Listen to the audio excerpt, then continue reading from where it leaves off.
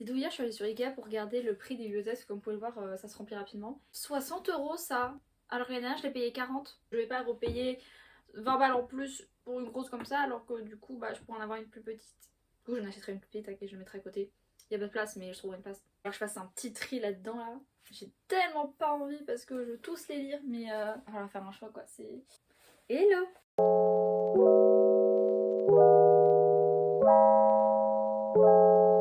Aujourd'hui, on se retrouve pour une nouvelle vidéo, encore une fois en compagnie de ma merveilleuse bibliothèque. On va regarder les livres que je veux absolument lire avant la fin de l'année. Donc parmi tous ces livres, il y en a plein que j'ai envie de lire et il y en a plein que j'ai envie de lire encore une fois. Mais dit il y en aura c'est la fin de l'année, il y en a, ça se trouve tu les as depuis hyper longtemps, il faudrait peut-être s'en débarrasser, ou que ça fasse plus d'un an après qu'ils sont encore dans ta pâle ou quoi que ce soit. Donc je me suis dit, c'est le moment idéal, nous sommes fin octobre, donc je me suis dit ce serait très bien de faire une petite vidéo et montrer un peu tous les livres. Alors je vais pas tous les mettre parce que sinon ça ferait pas une palle de 65 livres quoi, mais je veux dire genre, au moins en sélectionner genre peut-être une dizaine ou un truc comme ça que je veux absolument lire. On oublie tout ce qui est de la palle d'automne, les challenges, tout ça et tout. On compte juste les livres que je voudrais absolument lire avant la fin de l'année en fait simplement. Donc on va faire ça, on va faire toute une petite sélection et ensuite on en parlera vite fait ensemble.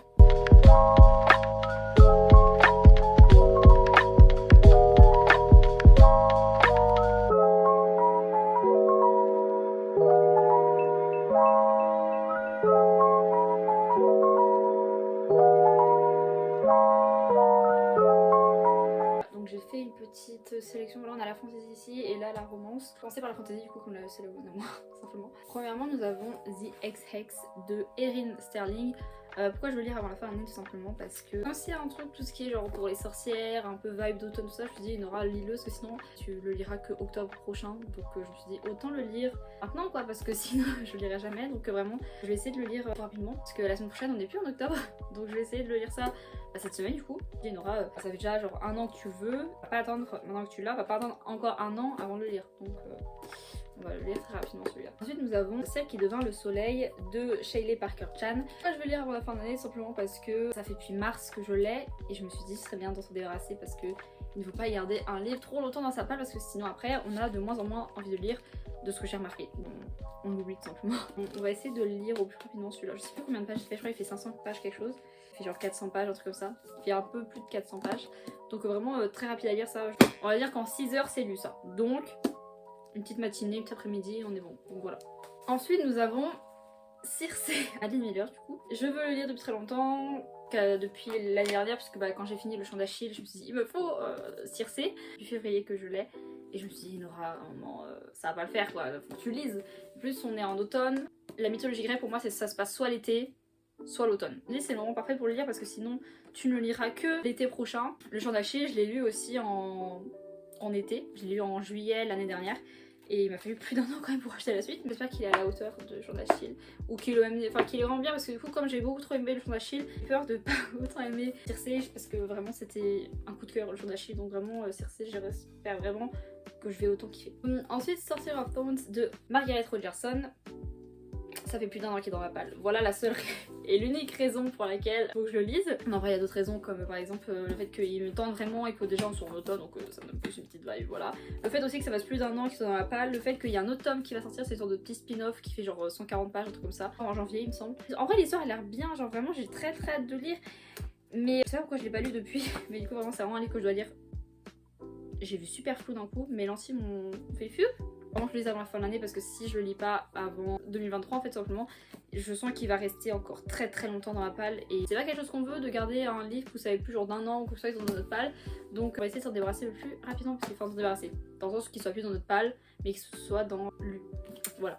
Et enfin, Court of Mist and Fury de Sarah J. Maas. C'était en mai que j'ai commencé, je l'ai arrêté en mai, je suis rendue à la page 222, c'est-à-dire 35% du livre. J'ai quand même vachement avancé, mais voilà, je me dis il n'aura quand même le finir parce que ça fait depuis mai qu'il est en pause ce livre là, donc vraiment finis-le et surtout t'as 3 autres tomes derrière à lire donc vraiment genre lis-le. Un des livres que faut vraiment que je termine avant la fin de l'année parce que sinon je le finirai jamais. Donc faut vraiment que je finisse ce gros pavé là. Parce qu'après j'ai d'autres pavés qui m'attendent. Je me dis ce serait bien de le finir quand même avant la fin de l'année parce que sinon tu vas le laisser dans ta palle toute ta vie. Donc Voilà. Pour les livres de fantasy, on n'est pas énormément parce que j'ai plus de romances faites que de fantasy. Et c'est seulement ceux-là que je veux lire avant la fin de l'année. Après j'en ai d'autres, mais c'est genre, comment dire, j'ai fait au niveau vraiment de la préférence. Par exemple, il y a aussi Serpentine que j'aimerais bien lire, mais c'est pas non plus... c'est pas une de mes priorités, surtout qu'il y a 3 tomes. J'aimerais tous les lire, logique, mais avoir des petits choix. Donc voilà. Maintenant on passe à la romance. Voilà, on va commencer par plus attendu. Ethan Withers de Colleen Hoover. J'ai plus d'un an également qui est dans ma page puisque je l'ai acheté en septembre de l'année dernière. Il me fait genre de l'œil déjà de partout sur les réseaux sociaux, j'en entends parler tout le temps, même après, plus d'un an après je suis acheté, vraiment, on entend tout le temps parler. Et je me suis dit, Nora, on va vraiment falloir le lire quoi. Surtout que l'histoire a l'air bien, vraiment. Mais j'ai peur en même temps de le lire parce que ce livre, j'ai une attente énorme tellement il est hypé sur TikTok, sur BookTok, sur Insta, tout ce que vous voulez, sur YouTube même. Il est tellement hypé que je me dis, si je suis déçue, je vais être très déçue déjà des recommandations TikTok. Je me dis, bah alors, on recommande que ce livre est ouf et au final non. Mais voilà quoi. Et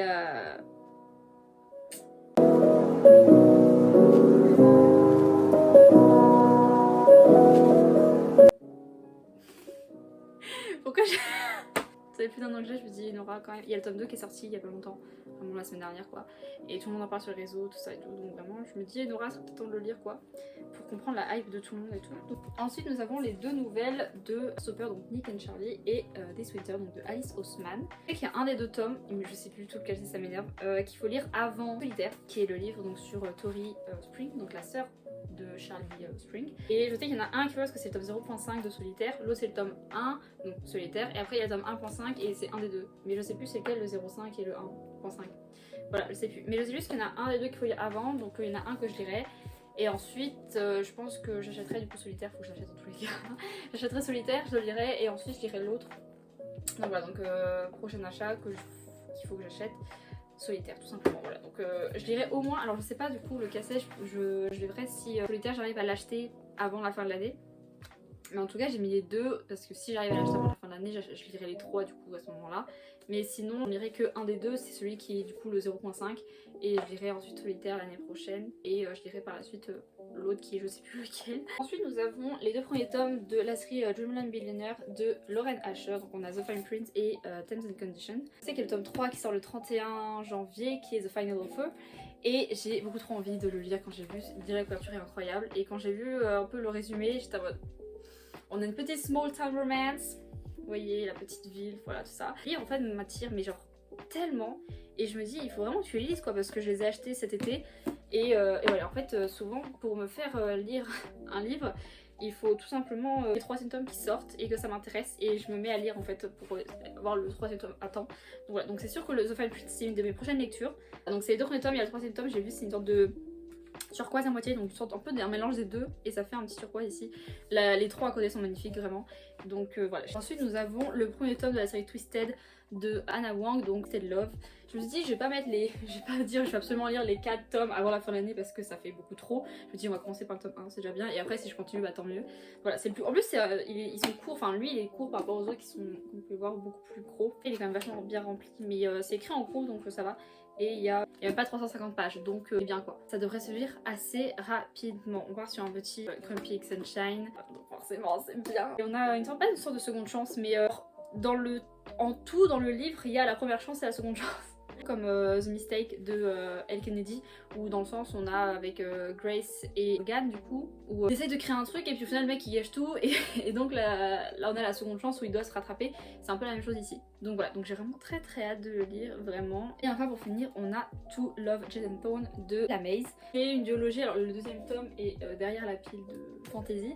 Mais je me dis on va commencer encore une fois que par le 1er tome. Alors que vous disiez pourquoi Nora a pris les 2 ici, je ne sais pas. Tout simplement, peut-être parce que il y a le 3e tome qui va sortir alors que là j'ai déjà les 2 tomes et que ici j'ai déjà toute la série aussi. Donc je me dis on va y aller doucement. C'est ça l'histoire en fait, c'est une écrivaine et en fait son roman est un best-seller et donc va être adapté en film. Et le personnage principal, donc l'homme dans son livre du personnage principal, va être adapté par du coup son crush du coup d'enfance qui est également le meilleur ami de son frère. Voilà, Best Friend c'est meilleur truc vraiment, ou alors Best Friend Brother, enfin les deux sont incroyables clairement. Donc j'ai vraiment très hâte de le lire également. Le 2e tome j'ai encore un peu plus hâte que lire parce que on a un single dad. Je vous dis, hein, vous mettez un parent célibataire dedans, vous me vendez directement, genre vous me le donnez le livre, vraiment je vous donne ma thune, y a pas de souci. Vraiment c'est quelque chose que j'aime trop, avoir un père célibataire ou une mère célibataire, parce que c'est incroyable la relation qu'il va y avoir entre les deux. Du coup j'ai vraiment très hâte de le lire.